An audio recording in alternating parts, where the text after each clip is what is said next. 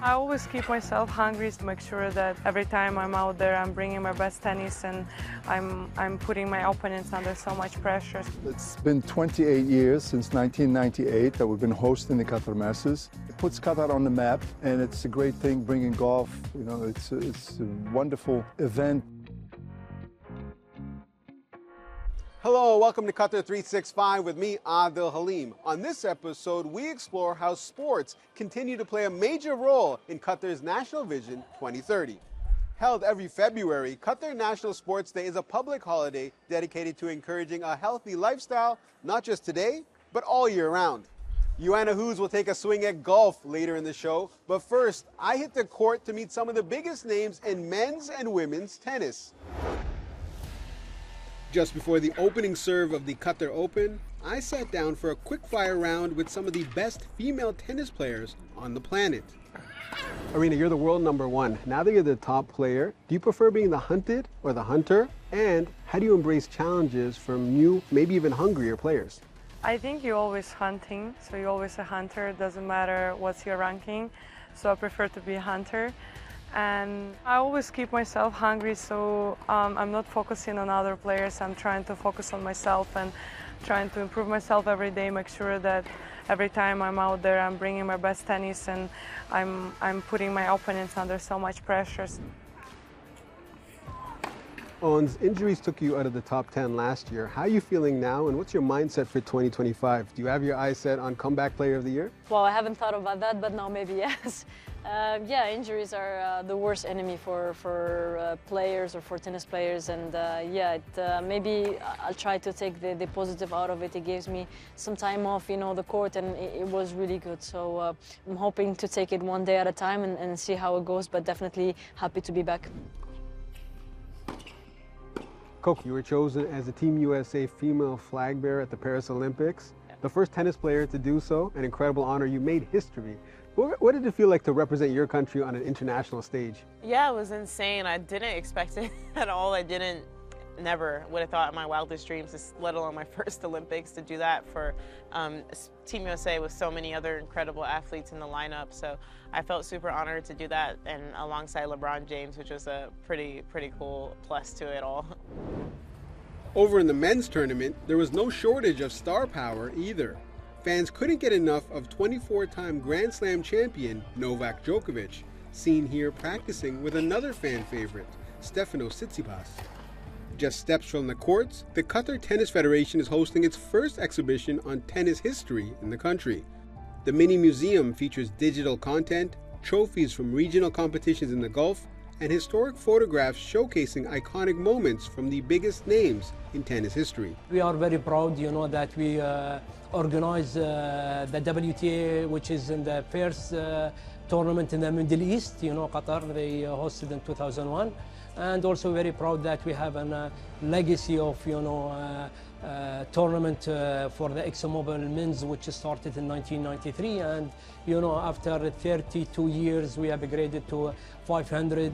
That upgrade means more than half of the top 10 players arrived in Doha, including 26-year-old Alex de Minaur.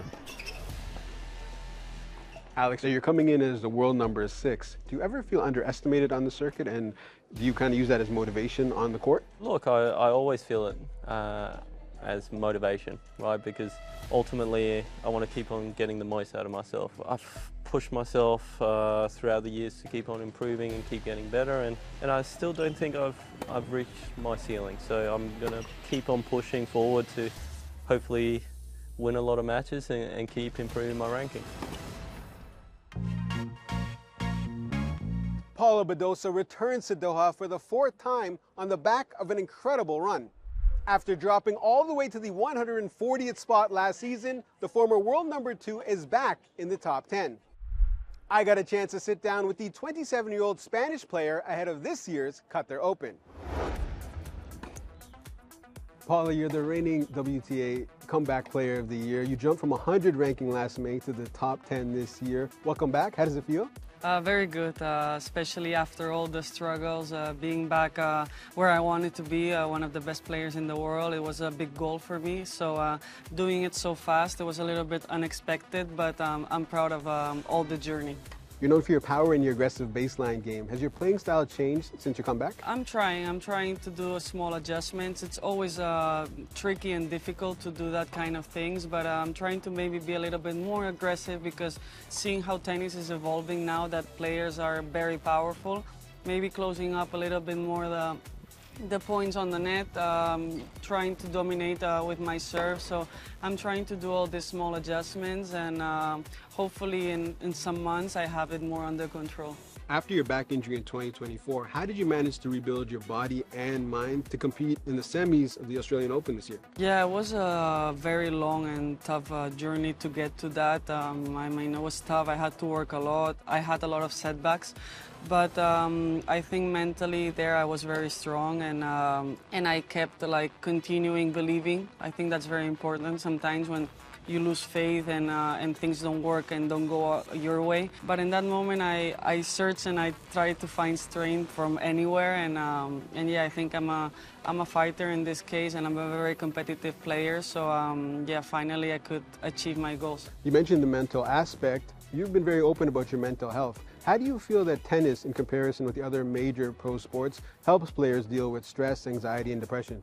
I think it's a really tough sport, and it tests you every day, every single day on that, because it's a very mental one. You're alone on the court. You're managing so many emotions. You're always in a stressed, a lot of stress against a player, with yourself, a lot of mental fights. So I think it gets you and it brings you to the limit in that case. So I think that's why it's a very tough sport, and I think that's why most of the players struggle sometimes in some period of their careers mentally.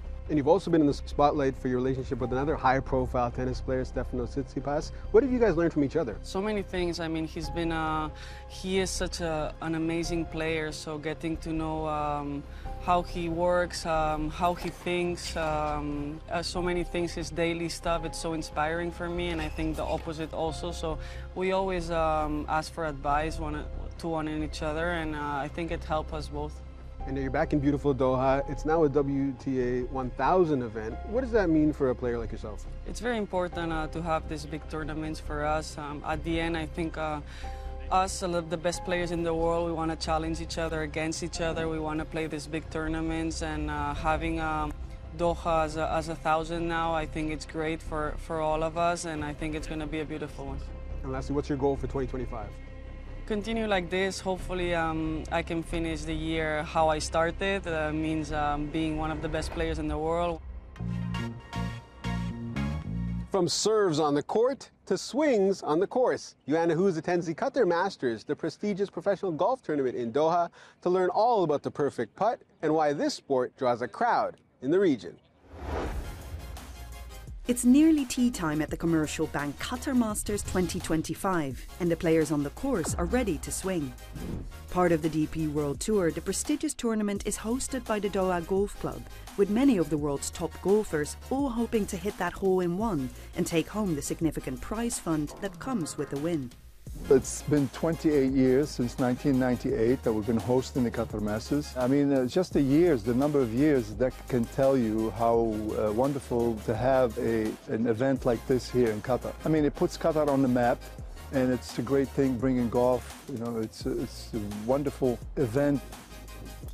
One of the really amazing things about the commercial bank Qatar Masters is its history. You can really look back over the years, see some of the fantastic names that have won this tournament, the amazing trophy that comes with it, and that's something we're very proud of. The team here at Qatar Doha Golf Club just produce an amazing golf course in wonderful condition. Lovely lush green fairways, but also the desert and the rockery that is why the players love it here. The DP World Tour is also known as the European Tour and is the leading men's professional golf tour in Europe. However, since the 1980s, many of its tournaments actually take place outside the European continent, hence the Qatar Masters. Now, all of the tour's venues come with their own challenges, but the 18-hole championship course here at the Doha Golf Club is particularly revered for its desert landscape and windy conditions. This course is quite challenging. The wind is the biggest challenge here, and as the week progresses, especially on Saturday and Sunday, the greens get really firm and crusty. So your ball control in the wind is really tested here. and towards the end it becomes tough with the pin position. So overall it tests everything, and I think it's one of our favorite stops in the Middle East. I think all players love coming here. The Qatar Masters is one of several top-tier tournaments taking place in the Arabian Gulf, a region that, with its numerous world-class golf greens, has cemented its position as a professional and amateur golfing destination. The Middle East is a really important region for us. We first played in Dubai in 1989, and we are now in Abu Dhabi, we're in Ras Al Khaimah, but also across the GCC as well. We are in Bahrain last week and here in Qatar this week. You see now it's not just golf tournaments, but so many golf courses as well, which really attracts people from all over the world to come and visit, enjoy golf, but then enjoy the destination and everything else that goes with it. Organisers of the Qatar Masters say that Qatar's continued and unwavering support for the event is a sign that after 28 years, the country's commitment to the growth of golf remains quite literally on course. Qatar, you know, I mean, they love sports. They try to get as many huge events as they can to bring into the country because they think sport is it's almost like a way to bring people together. They back up the tennis, the football, and all the other huge events. And they put a lot of money, and I mean, I can't say anymore because they're really behind all the sports. I mean, it's great. It puts them on the map worldwide.